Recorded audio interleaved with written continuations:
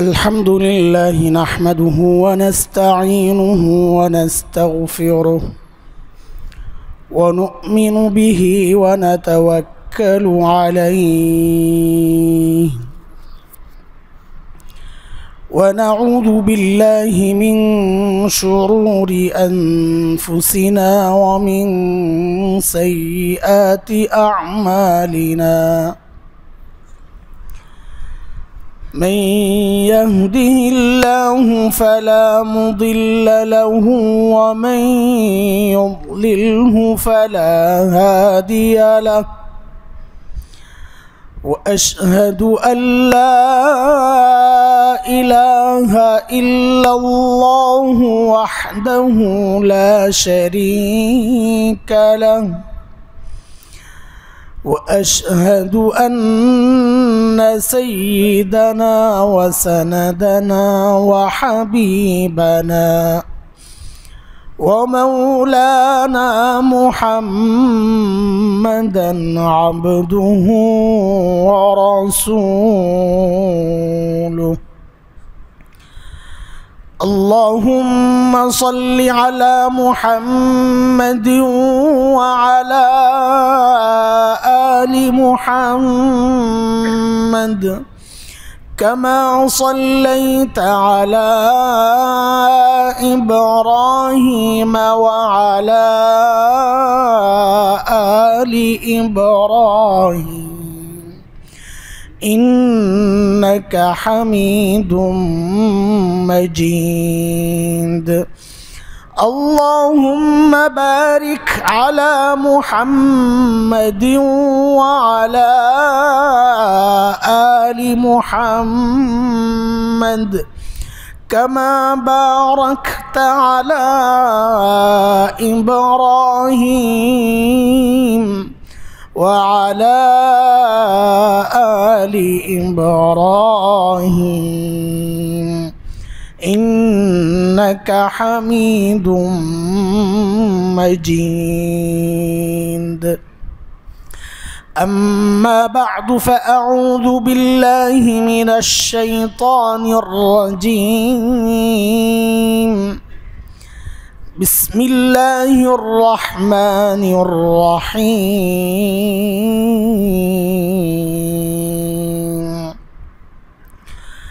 وجاهدوا في الله حق جهاده هو اجتباكم وما جعل عليكم في الدين من حرج ملة أبيكم إبراهيم هو سماكم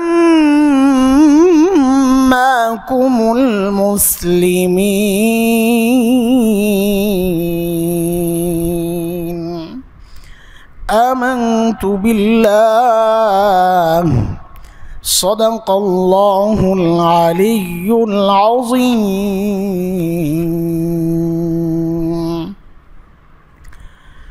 محترم حاضرين محترم মুসল্লিয়ান কিরাম আল্লাহ সুবহানাহু ওয়া তাআলার অশেষ মেহেরবানি যে মালিক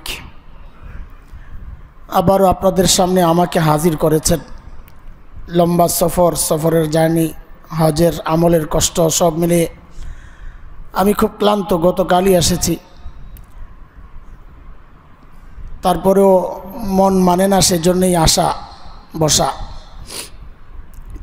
একটা জীবনের অবিচ্ছেদ্য একটা অংশের মতো হয়ে গেছে এখানে বসাটা অস্থির লাগে কোথাও গেলে কখন আসব ফ্লাইট ছিল আরও কিছুদিন পর আজকের জুমা ধরার জন্য গতকাল এমন এক টিকিট কাটছি যে বাহরাইনে প্রায় 7 ঘন্টা ট্রানজিটের সময় ছিল বসে থাকার অপেক্ষা এটা অনেক কষ্ট তারপরেও কষ্ট করা এই জন্য যেন আজকের জুমাটা ধরা যায় অস্থির লাগে কোথাও গেলে জুমার সময় যোগগুলো যখন যায় তখন শুধু ভাসে যে কি করতেছে মুসল্লিরা আমার ইমাম সাহেব কি করতেছেন ওগুলোই শুধু ভাসে অভ্যাস হয়ে গেছে একটা আলহামদুলিল্লাহ আবারও আপনাদের সামনে আল্লাহ তাআলা বসিয়েছেন আল্লাহ তাআলার শুকর আলহামদুলিল্লাহ সূরাতুল আম্বিয়া সূরাতুল হজ এর শেষ দিকের একটা আয়াত আমি তেলাওয়াত করেছি। যে আয়াতে আল্লাহ সুবহানাহু ওয়া তাআলা আমাদেরকে হুকুম করতেছেন, আমি শুধু আয়াতের তর্জমাটা আগে শোনাই। আল্লাহ বলতেছেন ওয়াজাহিদু ফিল্লাহি হাক্কা জিহাদিহি, আল্লাহর রাস্তায় জিহাদ করো যেমন করা দরকার। জিহাদের অর্থ আমরা যেটা বুঝি এখানে ওই অর্থে হয় নাই। জিহাদের অর্থ কখন কোথায় কোনটা হবে, কোরআনে বিভিন্ন জায়গায় জিহাদ আসছে, ফি সাবিলিল্লাহ সহ আসছে, ফিল্লাহ আসছে, আল্লাহর রাস্তায় অথবা আল্লাহর জন্যে, দুই রকম শব্দে আসছে।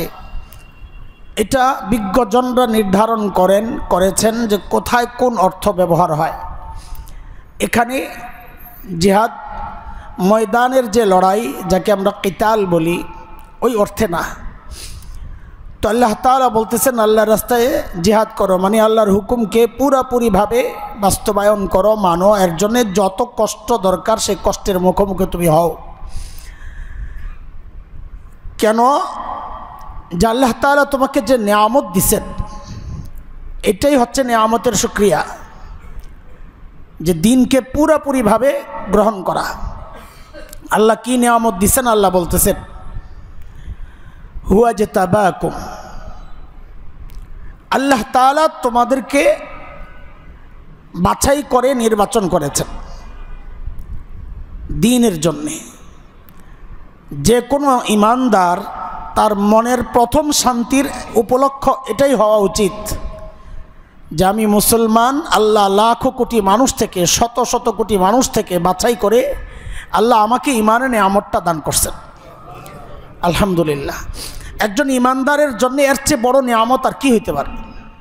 আমরা বলি আমরা মানুষ, আল্লাহ আমাদেরকে মানুষ বানাইছেন, এটা আমাদের জন্য বড় নেয়ামত বলি, এটা ঠিক আছে, এটাও একটা বড় নেয়ামত। কিন্তু এটাও খেয়াল করা, ঈমান ছাড়া আমি যে মানুষ, এটা ঠিক না। ঈমান ছাড়া কেউ মানুষ না, তো কি জীবজন্তু? আল্লাহ বলেন না জীবজন্তুর চেয়েও নিকৃষ্ট, বালহুম আদাল, কোরআনের শব্দ। যাদেরকে আমি মানুষের সব শক্তি দিছি, বুঝ দিছি, চোখ দিছি, কান দিছি, অনুভূতি শক্তি দিছি, যা আমি হাইওয়ান জীবজন্তুকে দেই নাই।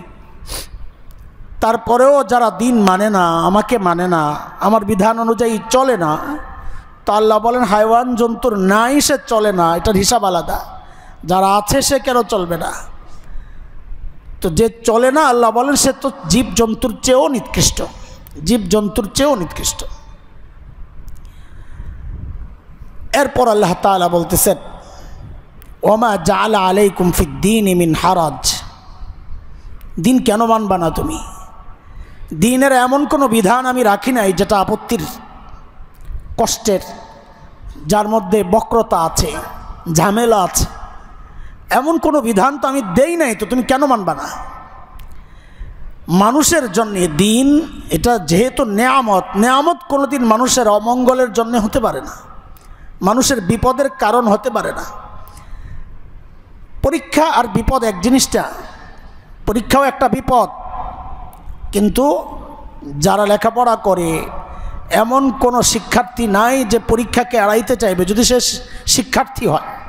ওটা বিপদ, পরীক্ষা, পরীক্ষা তো বিপদ, কিন্তু ও জানে এই বিপদটাও আমার জন্য নেয়ামত, কারণ এই বিপদের মাধ্যমে আমি সামনে আগাবো।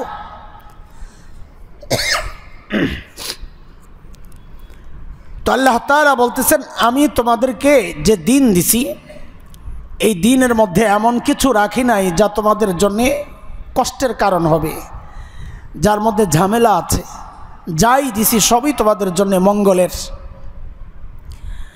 মিল্লাতা আবিকুম ইব্রাহিম, তোমাদের দিন অন্যদের দিনের মতো না। এই দিন হচ্ছে আমার খলিল ইব্রাহিম আলাইহিস সালাতু ওয়াস সালামের আদর্শ।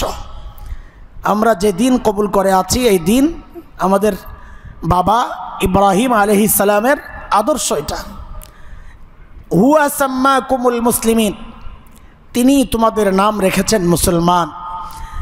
কাজে আমাদের নাম হচ্ছে মুসলমান, আদর্শ হচ্ছে খলিলের আদর্শ। দুইটা বিষয়, এক হচ্ছে ইসলাম, আরেক হচ্ছে মিল্লাত ইব্রাহিম।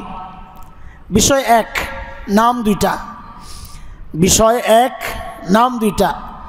মিল্লাত ইব্রাহিম যা, ইসলামও তা। হ্যাঁ, আমার শরীয়ত আলাদা। শরীয়ত এক জিনিস, মিল্লাত আদর্শ আরেক জিনিস। আমরা আছি খলিলের আদর্শে, কিন্তু আমাদের নবী আলাইহিস সালাতু ওয়াস সালাম যে দিন আর শরিয়া নিয়ে আসছেন, সেখানে কিছু বিষয় আছে একটু ব্যতিক্রম, একটু আলাদা। মূল আমাদের খলিলের যে দিন, ওইটাই আমাদের মূল। হযরত ইব্রাহিম আলাইহিস সালামের মিল্লাত কি, ইসলাম কি, আজকে এই বিষয়ে একটু কথা বলতে চাই। রাস্তায় রাস্তায় আসতে আসতে অনেক কিছু দেখছি, তো মনের মধ্যে একটা অস্থিরতা তৈরি হয়েছে। আহারে মুসলমান, ইসলাম কি, মুসলমানের হালত কি? আমরাও এর বাইরে না, আমরাও একই পথের যাত্রী। আমরা ইসলাম কি, মিল্লাত ইব্রাহিম কি, একটা ছোট্ট উদাহরণ দিয়ে কথাটা শুরু করি। হযরত ইব্রাহিম আলাইহিস সালাম সম্পর্কে আল্লাহ তাআলা একটা আয়াত আসছে কোরআনে, এটা আল্লাহর স্বীকৃতি। সেটা হচ্ছে ওয়াত্তাখাযাল্লাহু ইব্রাহিমা খলিলা। এই কোরবানি গেল, হজ গেল, সব এই বিষয়। ওয়াত্তাখাযাল্লাহু ইব্রাহিমা খলিলা, আল্লাহ ইব্রাহিম আলাইহিস সালামকে খলিল হিসাবে গ্রহণ করেছেন। সহজ অর্থ করলাম, ইব্রাহিমকে আল্লাহ খলিল হিসাবে গ্রহণ করেছেন। মানে কি? খলিল মানে হচ্ছে খুল্লা। খুল্লা আরবি শব্দ, যে হৃদয়ে আর কারো মহব্বতের জায়গা নাই, ওইটা আল্লাহর মহব্বত দিয়া পূর্ণ। তো এরপর আল্লাহ তাআলার একটা বিধান আসছে সন্তান জবেহ করার। একটু খুব সূক্ষ্ম বিষয়, আমি অনেক পিছনে যেতে হবে, কোরবানির আগে যাচ্ছি।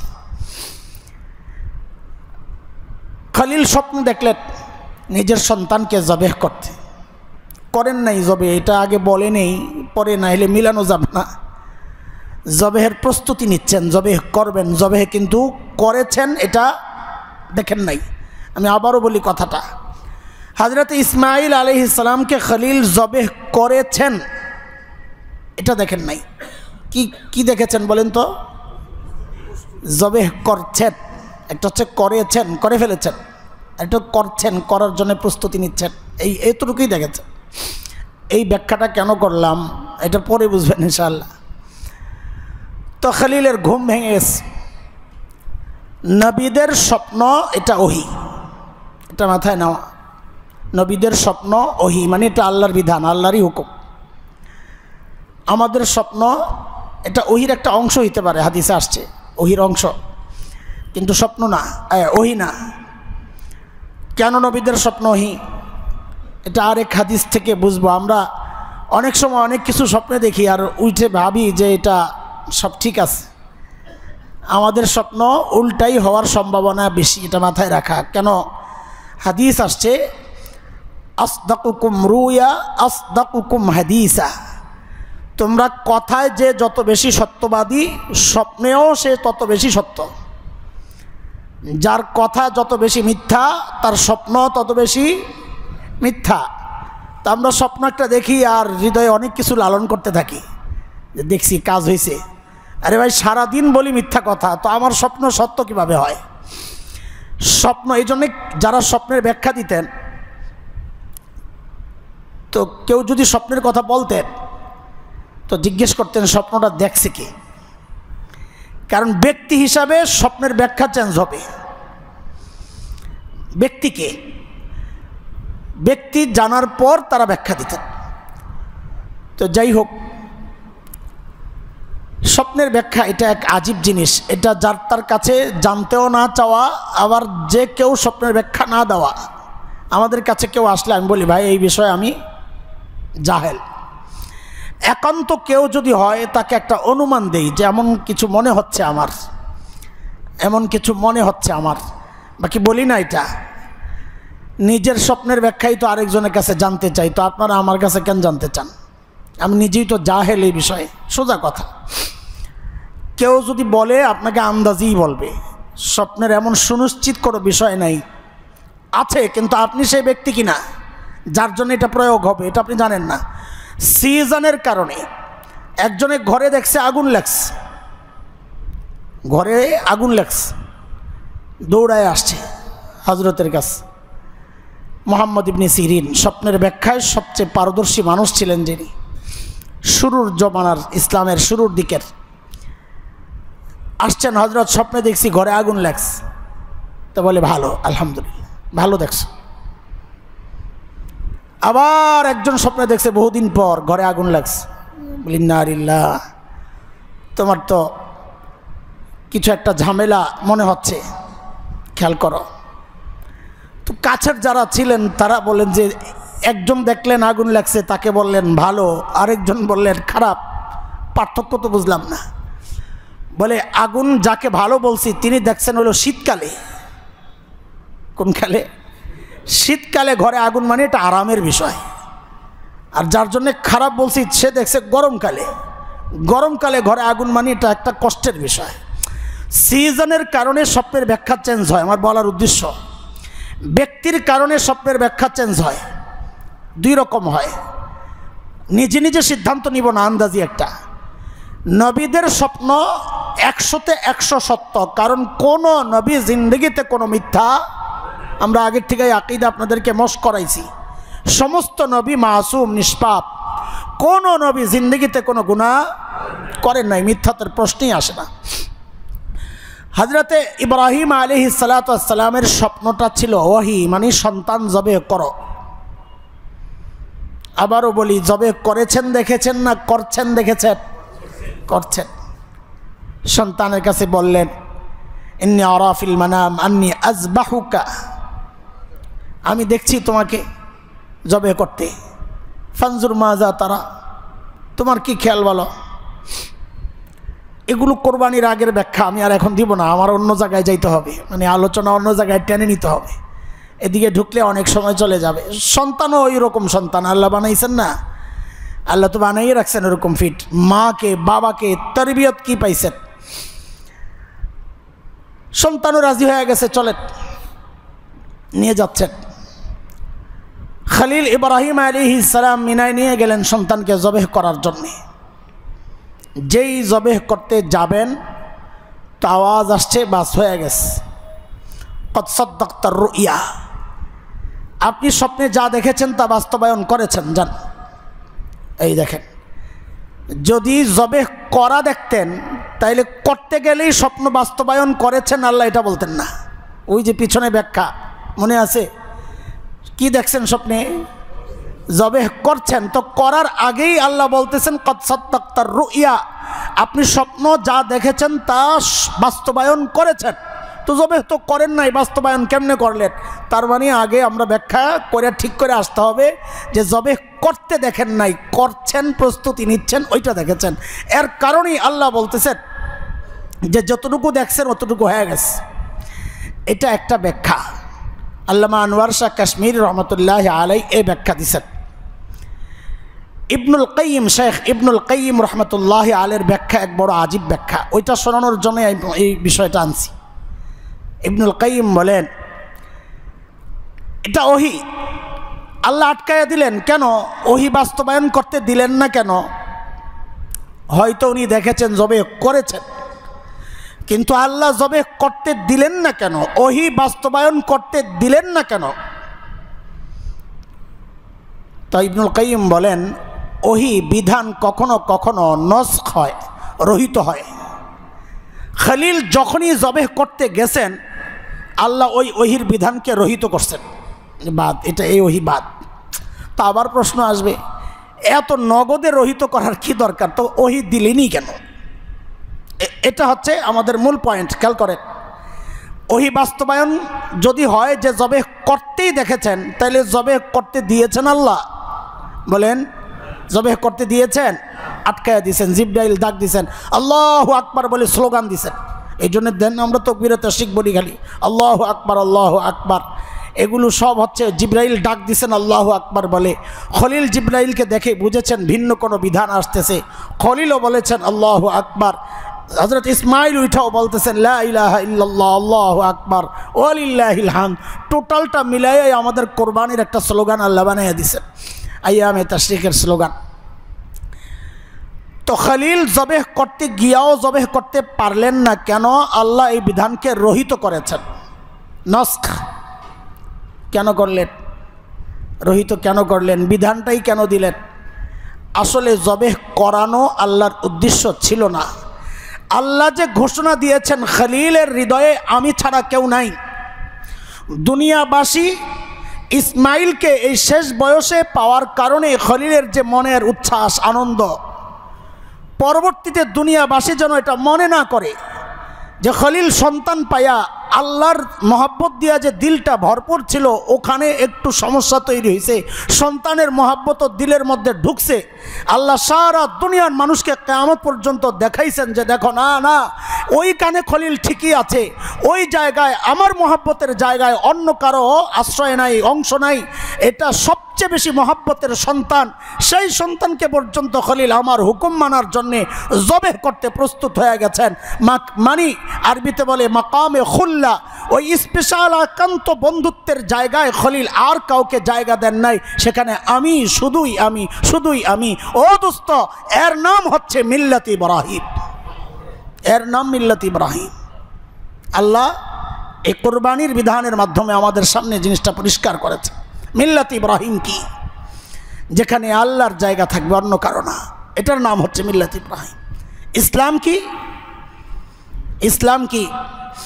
ইসলামের ব্যাখ্যা আমরা বহু বলেছি, আবারও বলছি, ইসলাম কি? আমি আপনি মনে করি ইসলাম মানে হচ্ছে মসজিদে আসা। আমরা তো মসজিদে আসি, আরবরা তো আরো অনেক কাজ করতেছেন। কি বিশাল আলিশান অট্টালিকা মসজিদ বাইতুল্লাহ, মসজিদে নববীর প্রতিটা পিলারের দিকে তাকাইলে মনে হয় কত কষ্ট করছে, কত কারুকাজ, কত কিছু, কত ডিজাইন। হায় হায়, একদিকে তাকাইলে একরকম, সব যতটুকু চোখ যায় একরকম, এদিকে তাকাইলে একরকম, ওদিকে তাকাইলে একরকম, যেই অ্যাঙ্গেলে তাকান সব একরকম। কি এক আজীব ডিজাইন করছে, সুবহানাল্লাহ। বাইতুল্লাহ মসজিদে হারামের যে বর্ধিত অংশ, আব্দুল্লাহ বলে যেটাকে, বিশাল এরিয়া, আইর সুবহানাল্লাহ। ভিতরে গেলে দেখা যায় কি অবস্থা, কি করতেছে এরা, সুবহানাল্লাহ। কত lakh lakh billion trillion dollar খরচ করতেছে হাজিদের জন্য, কি খেদমত। সেই মক্কা থেকে প্রতিদিন গাড়ি নিয়ে জমজম দিয়ে আসে, আর হাজিরা খাচ্ছে, কত খেদমত, মিনায় কত খেদমত, সব কিছু। তা আমাদের চেয়ে ইসলাম প্র্যাকটিস তারা বেশি করতেছেন, তাই না? কি মনে হয়? মাথা নাড়েও না, হাও বলে না, কারণ হচ্ছে ভিতরে ভয় লাগছে যে কোনটা বলে কোন মুসিবতে পড়ি, আপনারটা আপনিই বলেন। বাহ্যিকভাবে তো মনে হচ্ছে তাই, হ্যাঁ তাই, আসলেও তাই। তারা শিরিক করে না, আমাদের মধ্যে অনেকের মধ্যে শিরিকের প্রবণতা আছে। তারা বিদআত করে না, আমাদের মধ্যে অনেকের মধ্যে বিদআতের প্রবণতা আছে। তারা দ্বীনি কাজ অনেক করতেছে, আল্লাহ অর্থ দিয়েছেন, খরচও করতেছেন, হ্যাঁ সব ঠিক আছে। 1400 বছর আগে আল্লাহ তাআলা আয়াত নাজিল করছেন। এই বাইতুল্লাহর এই নির্মাণ শৈলী দেখি আর আমি আয়াত চিন্তা করি, আরে আল্লাহ যখন আয়াত নাজিল করেছেন তখন এইরকম নির্মাণ, এই বিশাল অট্টালিকার কল্পনাও কেউ করে নাই, কিন্তু আল্লাহ কিন্তু ওই শব্দ ওই সময় ব্যবহার করছেন। কি সেটা? আজালতুম সিকায়াতাল হাজ্জ ওয়া ইমারাতাল মাসজিদিল হারাম কামান আমানা বিল্লাহি ওয়াল ইয়াউমিল আখির ওয়া জাহাদা ফি সাবিলিল্লাহ লা ইয়াস্তাবুনা ইনদাল্লাহ আল্লাহু লা ইয়াহদিল কওমাল যালিমিন।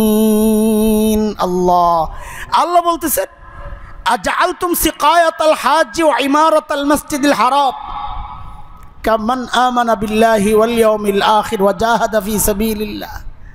তোমরা কি ভাবছো যারা হাজিদেরকে পানি পান করায়, জমজম পান করায়, আর মসজিদে হারামের সুবিশাল অট্টালিকা তৈরি করে, দেখেন যখন আয়াত নাজিল হয়েছে তখন কিন্তু এগুলো ছিল না। আমি বলি যে এই বর্তমান জমানা দেখে দেখেই তো আল্লাহ আয়াত নাজিল করছেন। আগে আল্লাহ তো জানেন এগুলো হবে। তো আল্লাহ বলতেছেন যারা হাজিদেরকে পানি পান করায় এবং মসজিদে হারামের বিশাল অট্টালিকা যাদের হাতে, তারা আর যারা ঈমান এনেছে, আখিরাতে বিশ্বাস করে আর আল্লাহর রাস্তায় জিহাদ করে। এই জিহাদ মানে কিতাল, যেহেতু ফি সাবিলিল্লাহ আসছে, জিহাদের পরে ফি সাবিলিল্লাহ আসলে এটা মুফাসসিরদের ব্যাখ্যা, জিহাদের পরে ফি সাবিলিল্লাহ আসলে এটা আল্লাহর রাস্তায় জিহাদ। আর ফিল্লাহ আসলে এটা যে কোনো কষ্টের কাজ। তো আল্লাহর রাস্তায় যারা জিহাদ করে, কিতাল করে, লড়াই করে, সোজা কথা, আল্লাহর রাস্তায় যারা লড়াই করে আখিরাতে বিশ্বাসের কারণে, ঈমানের কারণে, তারা আর যারা হাজীদেরকে পানি পান করায়, এই বিশাল অট্টালিকা নির্মাণ করে মসজিদে হারামের, মসজিদে হারামকে সাজানো কতটা সওয়াবের কাজ। মসজিদে নববী অন্ধকার, দেখেন মসজিদের খেদমত কত উপকারী কাজ, এটা একটু ছোট্ট করে বলি, তারপরে পরেরটা বলব। মসজিদে নববী অন্ধকার থাকতো, বাতিবুতির ব্যবস্থা ছিল না ওই সময়। তামিমে দারি রাদিয়াল্লাহু আনহু একজন বিখ্যাত সাহাবী, সিরিয়া থেকে আসছেন। আসার সময় কপি, জ্বালানি, উপকরণ অনেক কিছু নিয়ে আসছেন। সিরিয়ায় তখন এটা উন্নত বিশ্ব, তখন ওই সময়ের নিয়ে আসছেন। তো ঘরের মধ্যে বাতি জ্বালাইছেন, মসজিদে যায় দেখেন যে মসজিদ অন্ধকার। তার মনের মধ্যে একটা খটকা, যা আমার ঘর আলোকিত থাকবে, মসজিদে নববী অন্ধকার থাকবে, এটা কি করে? তো ওনার কাছে যেহেতু বাড়তি উপকরণ ছিল, তো উনি মসজিদে নববীতে এসে একটা কপি জ্বালাইছেন। মসজিদ নববী একটু আলোকিত হয়েছে। নবী আলাইহিস সালাম মসজিদে এসে এই আলো দেখে এতটা খুশি হয়েছেন, এটা কে জ্বালাইছে, কে জ্বালাইছে? তামিমে দারি বলে, হয়েছে, কাজ হয়েছে, ধরা খাইছে। ভয়ে অস্থির, ইয়া রাসূলুল্লাহ, আমি মনে করছি আমার ঘর আলোকিত থাকবে আর মসজিদ অন্ধকার থাকবে, এটা আমার দিল মানে নাই, এই জন্য জ্বালাইছি ইয়া রাসূলুল্লাহ। তো নবী আলাইহিস সালাম বলেন, এই কাজটা আমাকে এতটা আনন্দ দিছে যে আজকে আমার যদি আরেকটা মেয়ে থাকতো আমি তোমার কাছে বিয়ে দিতাম। মসজিদ খেদমত এটা অনেক বড় কাজ, অনেক বড় কাজ। যেহেতু নাই, মেয়ে যা ছিল সব বিয়ে হয়ে গেছে, একজন মারা গেছে। পাশে ছিলেন নবী আলাইহিস সালামের চাচাতো ভাই হারিস ইবনে নওফল, চাচাতো ভাই। তিনি দাঁড়ায় গেছেন, ইয়া রাসূলুল্লাহ, আমার একটা মেয়ে আছে, আমার মেয়ে তো আপনারই মেয়ে, ভাতিজি, আমি প্রস্তুত তামিমে দারির কাছে আমার মেয়ে বিয়ে দিতে। তো ওই মজলিসে কাম হয়ে গেছে। মানে আমার বলার উদ্দেশ্য, নবী আলাইহিস সালাম কতটা আনন্দিত হয়েছেন, আর এই আনন্দের বিষয়টা সাহাবীদের মধ্যে কিভাবে ছড়াইছে যে সাথে সাথে আরেকজন দাঁড়িয়ে গেছেন, ইয়া রাসূলুল্লাহ, আমার মেয়ে আছে, দিয়ে দেন না। তো একটু আলো জ্বালানোই যদি এত দামি হয়, তো বড় বড় অট্টালিকা, বিল্ডিং নির্মাণ করা নিশ্চয়ই এত এসি লাগানো, এত ব্যবস্থা, এত কিছু, অনেক ভালো কাজই তো হবে, তাই না? কিন্তু আল্লাহ কি বলতেছেন? আল্লাহ বলতেছেন, যারা ময়দানে লড়াই করে আর যারা এগুলো করে, মসজিদের খেদমত শুধু, আর কিচ্ছু করে না, বরং ময়দানে লড়াইকে উল্টা ভয় পায়, এগুলো যারা করে তারা কি বরাবর? আল্লাহ প্রশ্ন করতেছেন, তারা কি বরাবর বরাবর তোমাদের কাছে থাকতে পারে? অথবা যারা মসজিদের খিদমত করতেছে, এত কিছু করতেছে, তাদের মর্যাদা তোমাদের কাছে বেশি থাকতে পারে? কিন্তু মনে রেখো, আল্লাহ বলতেছেন, লা ইয়াস্তাউনা ইনদাল্লাহ, এই দুই গ্রুপ কিন্তু আমি আল্লাহর কাছে এক না, আমি আল্লাহর কাছে এক না। ময়দানে লড়াই যারা করে তাদের মর্যাদা আমার কাছে অনেক বেশি, অনেক বেশি। বরং ময়দানে লড়াইয়ের এই চিন্তা, এই চেতনা যার দিলের মধ্যে নাই, আরে হাদিসে তো আসছে, সে তো মুনাফিক। আজকের আরব শাসকদের দিকে তাকাইলে মনে হয় এগুলো একটারও ঈমান নাই, সবগুলো মুনাফিক। যেখানে মুসলমানদের রক্ত ঝরছে, ছোট্ট ছোট্ট বাচ্চারা না খায় চিৎকার করতেছে, সেখানে তারা ইনভেস্ট করতেছে বিলিয়ন আর ট্রিলিয়ন, মিলিয়ন আর বিলিয়ন না, ট্রিলিয়ন ডলারের ওই পাগলের কাছে দিয়ে দিচ্ছে, সেখানে ইনভেস্ট করতেছে।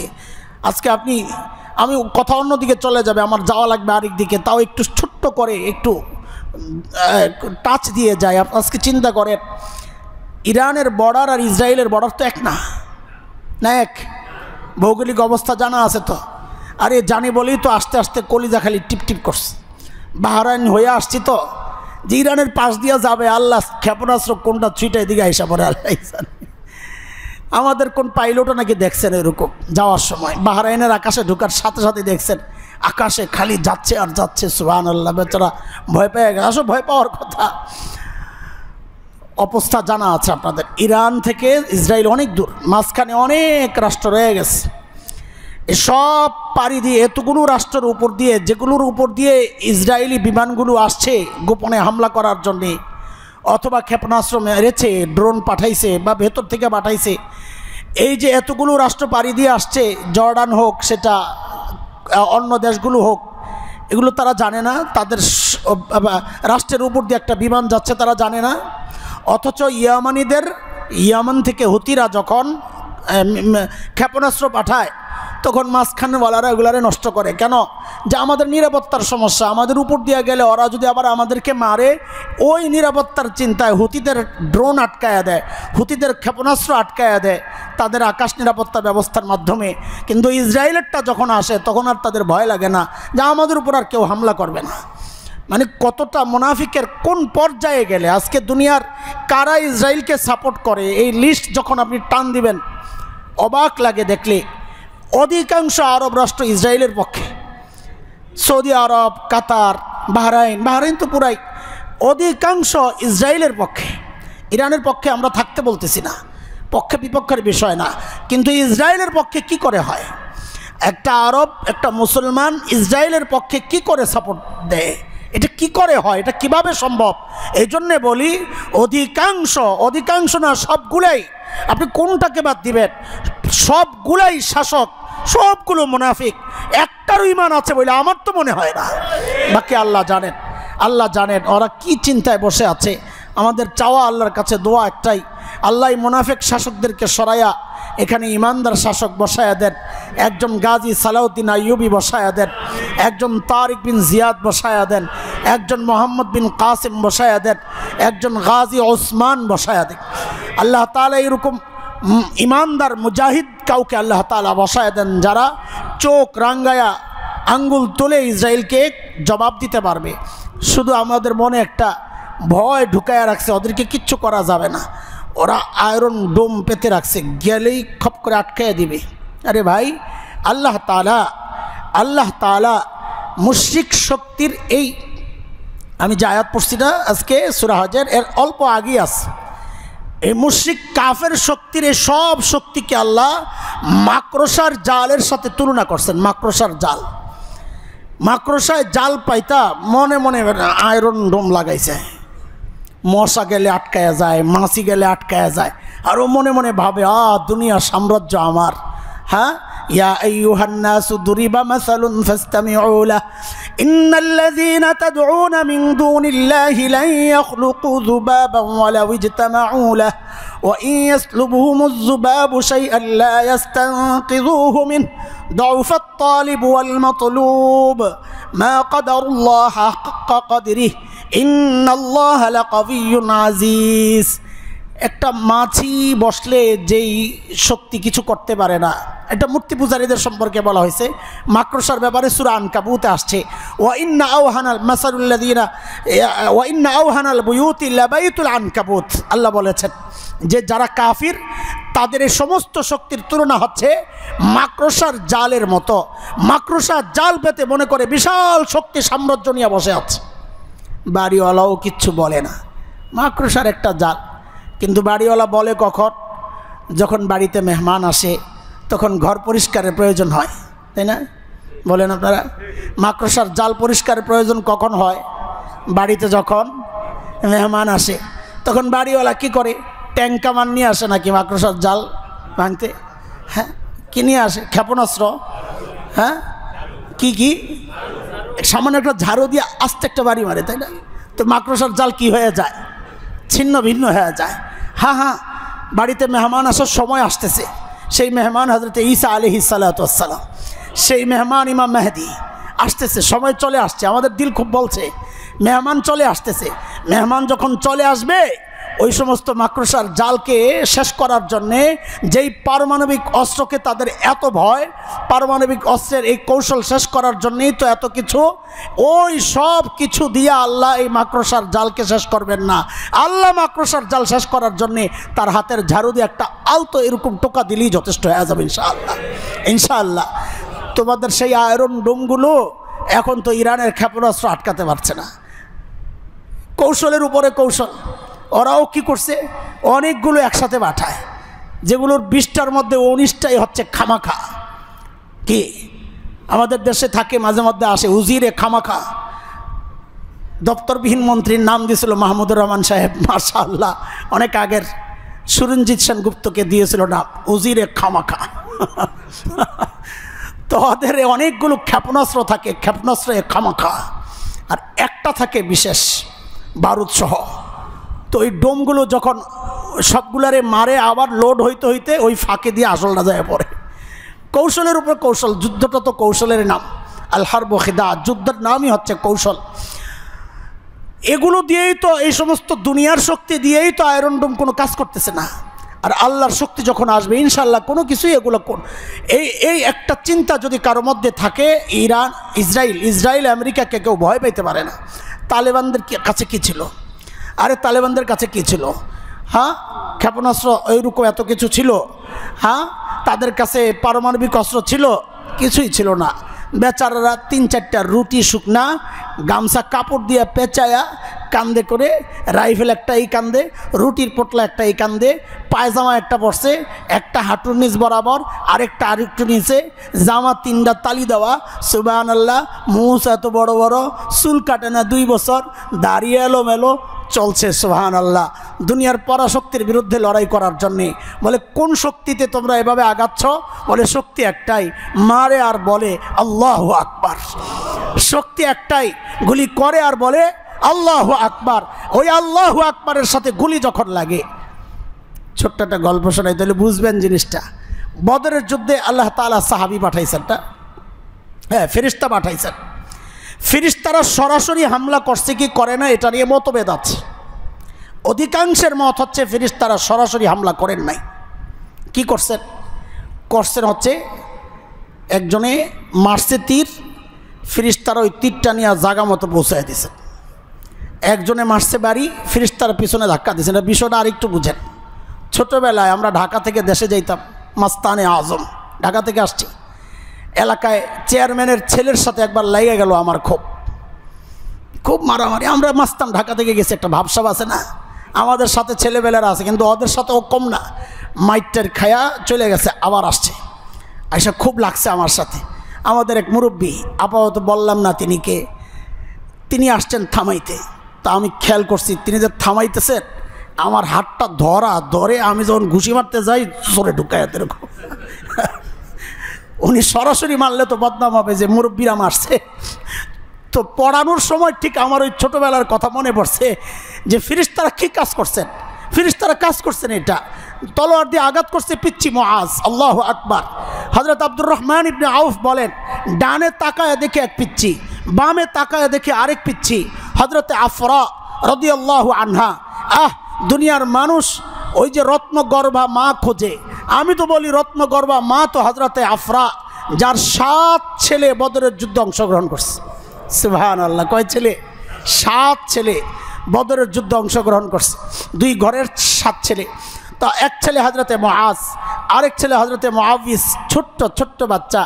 হযরত আব্দুর রহমান ইবনে আউফ বলেন, ডানে বামে তাকায়া পিচ্চিদেরকে দেখে আমার মন খারাপ হয়ে গেছে। আরে আমি যদি বিপদে পড়ি তা আমার সহায়তা কে করবে? এর মধ্যে ডানেরটা আস্তে আস্তে বলে, চাচা আপনি আবু জাহেলরে চিনেন? কানে কানে বলে, কেন? এটাও হাদিসের ব্যাখ্যা আসছে, পাশেরটায় যেন আবার শুনে তার আগে যায় হামলা না করে। কাকা আবু জাহেলরে চিনেন? তো হযরত আব্দুর রহমান ইবনে আউফ বলেন, হ্যাঁ চিনি। কেন রে বাবা, কেন তালাশ করো আবু জাহেল? বলে, শুনছি ও আমার নবীরে খুব কষ্ট দিচ্ছে, শুনছি আমার নবীকে গালাগালি করতো, আমারে দেখায়া দেন ওর কামসারি। তো হযরতে আব্দুর রহমান ইবনে আউফ বলেন, ওই যে আবু জাহিল্লা দেখা যায়, মারছেন দৌড়। পাশেরটা আবার আস্তে আস্তে জিজ্ঞেস করতেছে, কী জন্য দৌড় মারছে তা তো আর জানে না। চাচা আবু জাহেলরে চিনেন? বলে, কেন রে বাবা? বলে, শুনছি ও মক্কায় আমার নবীরে খুব কষ্ট দিছে, আমি ওরে শেষ করতে চাই।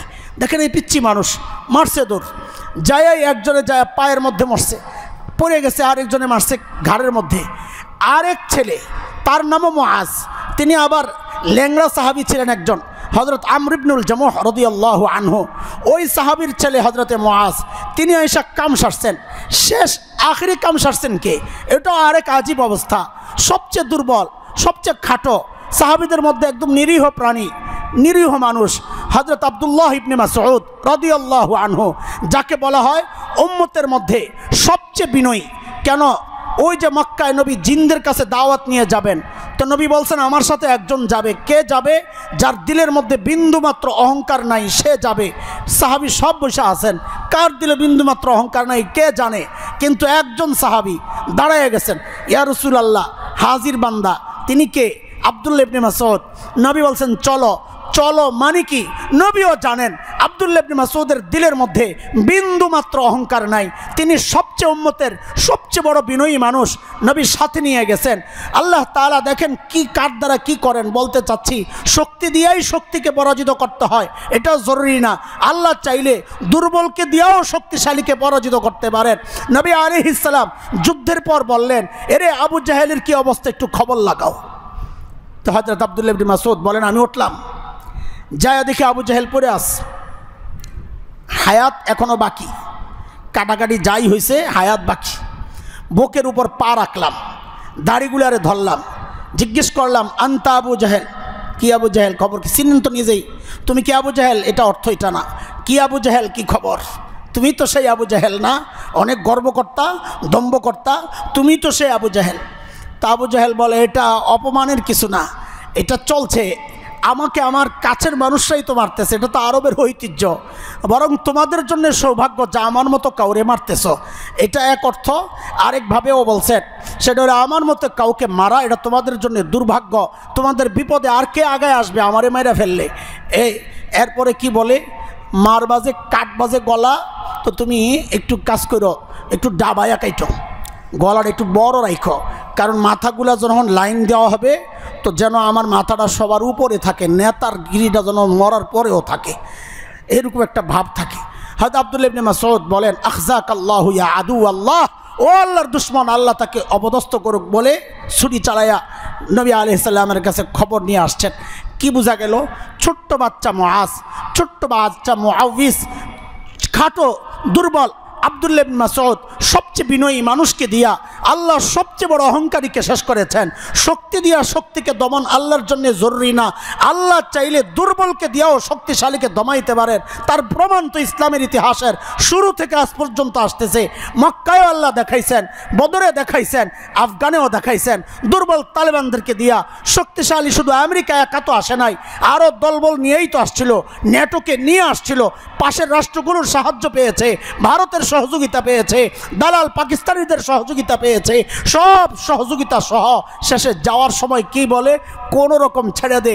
পাশের যে আফগানি সৈন্যরা আছে তাদেরকেও সতর্ক করে যায় নাই, সব রাইখা অস্ত্রশস্ত্র সব রাইখা কোনো রকম জানটা নিয়ে পালাইছে, আমরা কি দেখি নাই? আল্লাহু আকবার বলেন, আল্লাহু আকবার। আল্লাহ কাউকে দমাতে চাইলে শক্তিশালীকে দিয়া শক্তিশালীকে দমানো আল্লাহর জন্য জরুরি না, আল্লাহ চাইলে দুর্বলকে দিয়াও পারেন।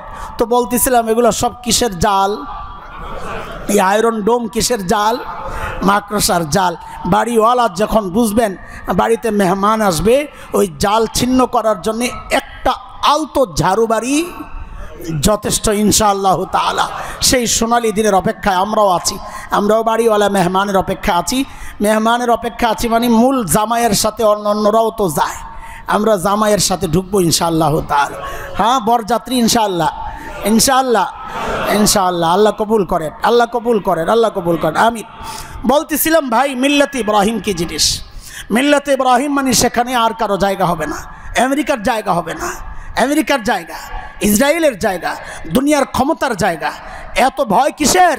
ক্ষমতা হারানোর, তাদের এই আয়েশি জিন্দেগির এই সব কিছু হারানোর। ট্রাম্পের মতো মানুষ এসে অবাক হয় এই রাজপ্রাসাদ দেখা, যাদের কাছে এত কিছু কিন্তু এমন রাজপ্রাসাদ নাই, বলে এত বুদ্ধি নিয়ে ঘুমাও কেমনে? তারাও তো খুশি। পরে বোঝা গেছে বুদ্ধিকার, এই পাম্পুট্টি দিয়া সব নিয়ে গেছে, 1 ট্রিলিয়ন নিয়ে গেছে যাওয়ার সময়। হ্যাঁ, কত বড় ধুরন্ধর তারা। আমরাও দিয়ে দিছি, কেন? আমাদের ক্ষমতা দরকার। ওরা ঠিক না থাকলে ইমানদাররা ইসলামপন্থীরা ক্ষমতা নিয়ে নিবে, একটু কথা বললে তাকে সাথে সাথে গ্রেফতার। দিনই একটু আলোচনা হইলে, আমরা মসজিদে নববীতে বসে কিছু কথাবার্তা, আমরা গেলে বাংলাদেশি হাজিরা সব ঘিরে ধরে আয় আসছে। আল্লাহ মামুনুল হক ভাই তার পাসপোর্টের ছবি নিয়ে গেছেন, আইয়ুব ভাই ছিলেন তার পাসপোর্টের ছবি নিয়ে গেছেন, খুলনার মুফতি নুরুল আমিন সাহেব ছিলেন, আমাদের আব্দুল গফফার সাহেব হুজুর ছিলেন, তার পাসপোর্টের ছবি নিয়ে গেছেন, আমাদের ইয়াহিয়া জাহাঙ্গীর সাহেব মালিবাগ মাদ্রাসায় ওনার হজরতের ছবি নিয়ে গেছেন। আমি বান্দা আস্তে কাইটা বসছি, অবস্থা দেখি না। তো এরপরে আর ওই জায়গায় বসি না। কি ওগুলা 3-4 জন জমা হইলে একটা আতঙ্ক কাজ করে, না জানি কি করতেছে, না জানি আমাদের বিরুদ্ধে কোনো স্লোগান ওঠে কিনা। সারাক্ষণ এই টেনশনে ঘুম আসে না। আর এরা বলে বুধ দিয়ে নাকি ঘুম আসে না। আর এগুলো তো জাহেল, সব জাহেল। কেন? ক্ষমতার মহব্বত ঢুকে গেছে। খলিল ইব্রাহিমের মিল্লাতের উপর যদি কেউ থাকে, সেখানে থাকবে শুধু আল্লাহর মহব্বত। আমার একজন ফিলিস্তিনি ভাইয়ের রক্ত দেখলে গোটা আরব যতদিন পর্যন্ত ঝাঁপায়া পড়তে না পারবে, ততদিন পর্যন্ত আমরা বলেই যাব এগুলো ইমানদার হতে পারে না, এগুলো সব মুনাফিক, সব মুনাফিক, সব মুনাফিক। মুসলমান তো হবে এক শরীরের, এক জায়গায় আঘাত আসলে ভিন্ন জায়গায় ব্যথা যদি না পায়, এ মুসলমান হইতে পারে না। আমার নবী বলেছেন সাল্লাল্লাহু আলাইহি ওয়াসাল্লাম, 900,000 মাইল দূরে একজন মুসাইলামাতুল কাজ্জাব নবীকে মানে নাই। আল্লাহু আকবার। নরম আবু বকর চুপ থাকেন নাই, পাঠায়া দিয়েছেন সাহাবীদেরকে। আমি অবাক হয়েছি, সেই রিয়াদের কাছে মুসাইলামাতুল কাজ্জাবের ঘাঁটি, আমি ওখানে গিয়েছি, দেখেছি আর অবাক হয়েছি। আমারও ইমান, সাহাবীরও ইমান। আমার পাশের ঘর, কাছেই কাদিয়ানীরা আমার নবীর খতমে নবুয়ত নিয়ে কথা বলে, অস্বীকার করে, আমরা কিচ্ছু করতে পারি না। সাহাবীরা সেই 900,000 কিলো দূরে চলে গেছেন। কি দিয়ে গেছেন? বিমানে গেছেন, তাই না? রকেট দিয়ে গেছেন, হ্যাঁ, জাহাজে গেছেন, গাড়িতে গেছেন। আরে না না, পায়ে হেঁটে হেঁটে গেছেন। একজনের ওট আছে, 3 জনের নাই। পালাক্রমে এই ওট ব্যবহার হয়েছে। 2টা ঘোড়া আছে, 4টা ঘোড়া আছে, পালাক্রমে এগুলা চলেছে। অধিকাংশ রাস্তায় হেঁটে হেঁটে চলেছেন দ্বীনের জন্যে। তাদের এই কোরবানি আমরা করতেছি, আমরাও নিজেদেরকে মুসলমান ভাবতেছি। আর ব্যাখ্যা দিচ্ছি ইসলাম কি। ইসলাম মানে হচ্ছে শান্তি। ইসলাম মানে বলেন শান্তির ধর্ম। ইসলাম মানে শান্তি। মডারেট মুসলমানের সবচেয়ে বড় অস্ত্র ইসলাম মানি। আর আমরা বলি গাইয়া খেত সেকেলে মৌলবী, যারা কট্টরপন্থী যাদেরকে বলেন, আমরা বলি এই মডারেট ইসলাম আর ইসলাম মানি শান্তি। এটা হচ্ছে বর্তমান জমানার মুসলমানদের জন্যে সবচাইতে বড় ফিতনার নাম। সবচাইতে বড় ফিতনার নাম হচ্ছে মডারেট ইসলাম। আর এই ইসলাম ধর্মই তো মডারেট। আল্লাহ ইসলামকে বানাইছেনই তো আধুনিক ধর্ম হিসাবে। এটাকে আরও আধুনিক করা মানে হচ্ছে কাটছাট করা। ইসলাম মানে হচ্ছে আল্লাহর সিদ্ধান্তের সামনে নিজেকে ঝুঁকায়া দেওয়া। সন্তান জবেহ করতে চাইলে সন্তান জবেহ করার জন্য প্রস্তুত হইতে হবে। সন্তান এতদিন পরে পাইছেন, সন্তানকে নিয়ে যাচ্ছেন, হযরতে হাজরা দাঁড়ায় গেছেন, জিজ্ঞেস করছেন আল্লাহর হুকুমে নিচ্ছেন না নিজের ইচ্ছায় নিচ্ছেন? বলে আল্লাহর হুকুমে নিচ্ছি। ছেড়ে দিচ্ছেন, এর নাম ইসলাম। আল্লাহু আকবার। সন্তান ত্যাগ করা যায়, বিবি ত্যাগ করা যায়, সম্পদ ত্যাগ করা যায় আল্লাহর মহব্বতের সামনে, এর নাম ইসলাম। মসজিদে আসলাম, ঘরে ইসলাম নাই, আমি ঘোড়ার ডিমের মুসলমান। মসজিদে আসছি, সংসদে ইসলাম নাই, আমি ঘোড়ার ডিমের ইসলাম। আইন সংস্কার করা হয়, ইসলামপন্থীদেরকে নেওয়া হয় না, কারণ তখন দুর্নীতির রাস্তাগুলো বন্ধ হয়ে যাবে। ইসলামপন্থীদেরকে সংস্কার কমিশনে রাখা হয় না। কাদেরকে রাখা হয়? ওই যারা এনজিও কর্মী। আমি বলি দাতা গোষ্ঠী আর দাদা গোষ্ঠী, এই 2 গোষ্ঠীর জ্বালায় আমরা অতিষ্ঠ হয়ে গেছি। দাদা গোষ্ঠীও তাড়াইছি, দাতা গোষ্ঠীও তাড়াবো ইনশাআল্লাহ। ইসলাম মানে হচ্ছে আল্লাহ যখন যা বলবে তা মেনে নেওয়া। আল্লাহ যদি বলেন জীবন দিতে হবে, জীবন দেওয়ার নাম ইসলাম। আল্লাহ যদি বলেন জীবন নিতে হবে, জীবন নেওয়ার নাম ইসলাম। দাবি করবেন মিল্লাতে ইব্রাহিম, মাল খরচ করবেন না, সন্তানের বিরুদ্ধাচরণ করতে পারবেন না, দলের বিরুদ্ধাচরণ করতে পারবেন না, নেতার বিরুদ্ধাচরণ করতে পারবেন না। খোদার কসম আপনি ভণ্ড, প্রতারক, মুনাফিক, আপনি মুসলমান হইতে পারেন না। ইসলাম মানি তো এটা। খলিল সন্তান দিতে প্রস্তুত হয়েছেন, আমিও দিতে প্রস্তুত থাকবো। ইসলাম মানি এটা, মিল্লাতে ইব্রাহিম মানি এটা। আমি মনে করি মসজিদে আসলাম, বাস আমি মুসলমান। আপনি হাসান জামিলের সাথে নামাজ পড়েন, কার সাথে? কথা বলেন। আপনি নামাজ পড়বেন কার সাথে? কোন মসজিদে? কোন মসজিদে বলেন জোরে? কাদের সাথে? সাধারণ মানুষের সাথে। আব্দুল্লাহ ইবনে উবাই ইবনে সালুল, আব্দুল্লাহ ইবনে উবাই ইবনে সালুল, সে নামাজ পড়ছে মুহাম্মদুর রাসূলুল্লাহর পেছনে। হাসান জামিলের সাথে তুলনা হয়? আরে কথা বলেন। লা হাওলা ওয়ালা কুওয়াতা ইল্লা বিল্লাহ। পড়ছেন কাদের সাথে? আবু বকর, ওমর, ওসমান, আলীর সাথে। আপনাদের সাথে তুলনা হয়? পড়ছেন কোন মসজিদে? মসজিদে নববীতে। কোথায়? আপনি পড়তেছেন কোথায়? তুলনা হয়? কোন হাদিসে আসছে যে বাইতুল মামুরে নামাজ পড়লে দ্বিগুণ সওয়াব, মসজিদে নবী নামাজ পড়লে আচ্ছা 50,000টা নিয়ে যেহেতু কথা আছে, হাদিস দুর্বল, 1000 যেটা আছে ওইটাই বলেন না, কত 1000 গুণ বেশি, নবীর সাথে সাহাবিদের সাথে 1000 গুণ সওয়াব বেশি। খায়রুল কুরুন, সবচেয়ে দামি সময় নবীর ঘোষণা, সেই সময়ে আব্দুল্লাহ ইবনে উবাই ইবনে সালুল নামাজ পড়ছেন নবীর পেছনে। মৃত্যুর পর নবী গেছেন জানাজা পড়াইবেন, ছেলে আব্দুল্লাহর সুপারিশ, বাবার জানাজা আপনি পড়ান। আল্লাহ বলছেন কি, ওয়ালা তুসাল্লি আলা আহাদিন মিনহুম মাতা আবাদা ওয়ালা তাকুম আলা কবরি, যাদের ঈমান নাই তাদের জানাজা পড়বেন না, যাদের ঈমান নাই তাদের কবরের পাশে দাঁড়াবেন না। আরে এই জমানায়ও তো আপনি এই কথাটা বলতে পারেন না মিয়া, মুসলমান দলের কারণে আপনি বলতে পারেন না। একজন মানুষ ইসলামের বিরুদ্ধে বলে, একজন মানুষ ইমানদারদের বিরুদ্ধে বলে, আলেমদের বিরুদ্ধে বলে, মাদ্রাসা শিক্ষার বিরুদ্ধে বলে, ওয়াজ মাহফিলের বিরুদ্ধে বলে, পাগলরা তারা কথা বলে, দলের কারণে আপনি চুপ থাকেন। আলেম ঘোষণা দেয় তাদের জানাজা পড়বো না আমরা ইনশাআল্লাহ, যারা ইসলামের বিরুদ্ধে বলে তাদের জানাজা পড়াবো না ইনশাআল্লাহ। আপনারা বলতে পারেন না এটা কোরআনের বিধান। একজন আব্দুল্লাহ ইবনে উবাই ইবনে সালুল এত মর্যাদা তার, অথচ আল্লাহ বলতেছেন ইন্নাল মুনাফিকিনা ফিদ দারকিল আসফাল, জাহান্নামের সবচেয়ে নিকৃষ্ট জায়গায় তার জায়গা। তা আমার আপনার কি অবস্থা? নামাজ আপনি পড়ছেন, আরে আব্দুল্লাহ ইবনে উবাই ইবনে সালুলও পড়ছে। জিহাদে আপনি যাচ্ছেন, আব্দুল্লাহ ইবনে উবাই ইবনে সালুলও গেছে, আবার আয়া পড়ছে, ভেজাল লাগাইছে, খালি ভেজাল আর ভেজাল। তা আমার সাথে তার সাথে পার্থক্য কোথায়? তার দাড়ি আমার চেয়ে সুন্দর ছিল, আপনি তো দাড়ি কাটেন, সে দাড়িও কাটতো না, আরে মর্যাদা আরও বেশি। আপনি তো দাড়ি কাটি, আব্দুল্লাহ ইবনে উবাই ইবনে সালুলের দাড়ি ছিল, আরে আবু জাহেলের তো দাড়ি ছিল। আমাদের চেয়ে মর্যাদায় তাদের আরও বেশি হওয়ার কথা। শুধু নিজেকে মুসলমান দাবি করতেছি, মসজিদে আইসা পায়জামারা পর্যন্ত ঠিক করি মসজিদে আইসা, মসজিদের বাইরে গেলে টাকনুর নিচে কাপড়, মসজিদে ঢুকলে পায়জামা বটা শুরু করি। আরে ভাই এটা কি নামাজের ফরজ? এটা পুরুষের ফরজ।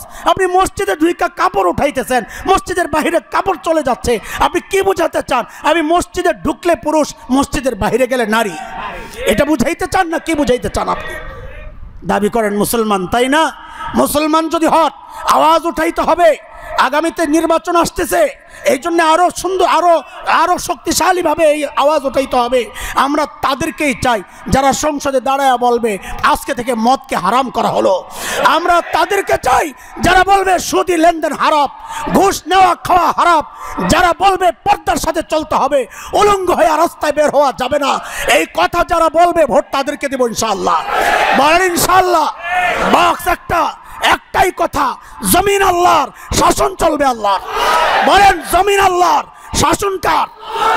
আমেরিকা ওই জাতিসংঘের দেওয়া কোনো টিপসে বাংলাদেশের মুসলমান চলবে না ইনশাআল্লাহ। ভারতের টিপসে আমরা চলবো না।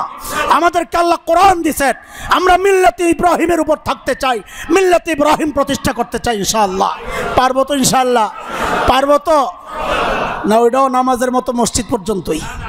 হ্যাঁ ভুলে গেবেন, একটু পরে দল ডাক দিলে তো দৌড় মারবেন। হ্যাঁ ইনশাল্লাহ বলতেছি, ইনশাল্লাহর আওয়াজ কমে গেছে, কিন্তু এই মুহূর্তের মধ্যে ইনশাল্লাহর আওয়াজ কমে গেছে। আল্লাহ হেদায়েত দেখ, আল্লাহ বুঝ দেখ আপনাদেরকে। আমরা চাই আপনারা বুঝেন এটা, যে যাদেরকে দিলে কোরআনের বিরুদ্ধে আইন পাস হবে না, আমি তাদেরকে ভোট দিব না। আরে আল্লাহ আপনাকে জিজ্ঞেস করবেন, আপনার ভোটের কারণে যদি কেউ কোরআনের বিরুদ্ধে আইন পাস করে, আল্লাহ আপনাকেও দায়ী করবেন তো। আল্লাহ আপনাকেও দাঁড় করাবেন আসামির কাঠ করে, নিশ্চিত থাকে। তুই কিভাবে তাদেরকে সাপোর্ট করলি যারা আল্লাহর জমিনে আল্লাহর দিন কায়েম করতে চায় নাই? সে যেই হোক, ইসলামপন্থীদের যদি ব্যালট একটা হয় আলহামদুলিল্লাহ, আমরা চাই এটা, আল্লাহ কবুল করেন। ছোট্ট ছোট্ট ভেদাভেদগুলো আমি গতকালকে দেখেছি। ইখওয়ানুল মুসলিমিন, মুসলিম ব্রাদারহুড মিশরের, তারা খামিনি, এদের সাথে আকিদাগত আমাদের অনেক তফাত আছে কিছু, কিন্তু তিনি চিঠি লিখেছেন খামিনির উদ্দেশ্যে যে আমাদের কিছু মত পার্থক্য থাকতে পারে, কিন্তু আমাদের শত্রু এক, লক্ষ্য এক। আমাদের শত্রু এক, বড় দামি কথা, শত্রু এক, লক্ষ্য এক। আমরা চাই আল্লাহর জমিনে আল্লাহর দিন কায়েম হোক। শত্রু এক, ইহুদি মুশরিক, এরা হচ্ছে আমাদের শত্রু। শত্রু এক, লক্ষ্য এক। কাজেই ছোট্ট ছোট্ট আমাদের মত পার্থক্য ভুলে আমাদের এই মূল দুই বিষয়কে একসাথে মোকাবেলা করা, আল্লাহর জমিনে লক্ষ্য যেটা এটাও একসাথে বাস্তবায়নের চেষ্টা করা, আবার শত্রু যেটা এটাকেও একসাথে মোকাবেলা করা, এর নাম বলেন, এর নাম আমরা মুসলমান। মিল্লাতে ইব্রাহিমের উপর থাকতে চাই ইনশাআল্লাহ। তাইলে ইসলাম কোন জায়গায় চাই? মসজিদে না মাদ্রাসায়? কোন জায়গায়? হ্যাঁ কোরআনের আলো ঘরে ঘরে, কোন জায়গায়? সব জায়গায়। বলেন কোন জায়গায়? সচিবালয়ে চলবে কোরআন দিয়ে ইনশাআল্লাহ। চাই এটা? আল্লাহ তুমি কবুল করো।